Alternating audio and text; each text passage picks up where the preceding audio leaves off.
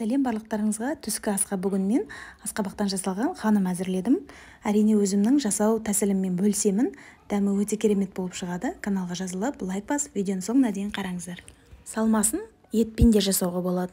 Сонымен бізге қажетті заттар: 1 кесе, шай кеседе жылы су, 1 ас қасық тұз саламыз, қажетінше ұн саламыз. Ұнды аздап барып салыңыздар, қатты болып қалмауы қажет. Жұмсақ қамыр болғанға дейін саласыздар.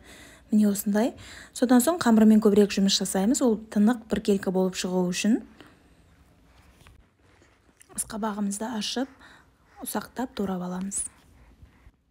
Мен асқабақтан тек ханым әзірлейді екенмін. Сіздер қандай тағамдар әзірлейсіздер? Комментарияға жазып кетсеңіздер, бірге әзірлеп, мен де сіздермен бөлісетін боламын.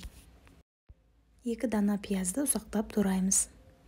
Құйрық майын қосуға болады, өз қалауларыңыз бойынша. Құйрық маймен өте дәмді болып шығады. Ұсақтап тураймыз бұны да. 1 ас қасық тұз, 3 ас қасық шекер саламыз, қара бұрыш саламыз, барлығын жақсылап тұрып араластырамыз. Шекер салған соң міндетті түрде шекердің дәмі шығып тұруы қажет. Аз салып қоймаңыздар. Кейбір асқабақтардың шырын аз болғандықтан шекерді көбірек талап етеді. Сол себепті дәмін көрген кезде шекердің дәмі білініп тұруы қажет. Мінекей қамырымызды жайып, ішіне майымызды жағып, салмасын салып орап алдық.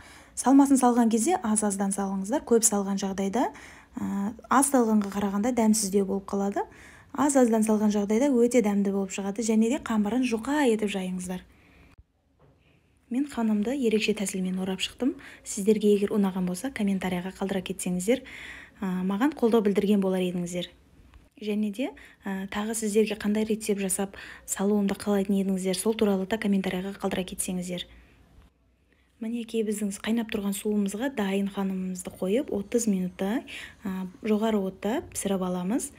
Мінекей дайын болып шықты. Көріп тұрғандарыңыздай, ханымның осылай іші көрініп тұруы қажет. Сол кезде дәмі өте ерекше болып шығады. Қалың болмауы қажет қамыры. Мен негізі бұл ханымды түскі асқа әзірлеген болатынмын. Лезде 2 лесті ада болды. Дәмі өте дәмді болып шығады. Міндетті түрде жасап көріңіздер. Сіздерге дәл осы тамақты кеңес беремін.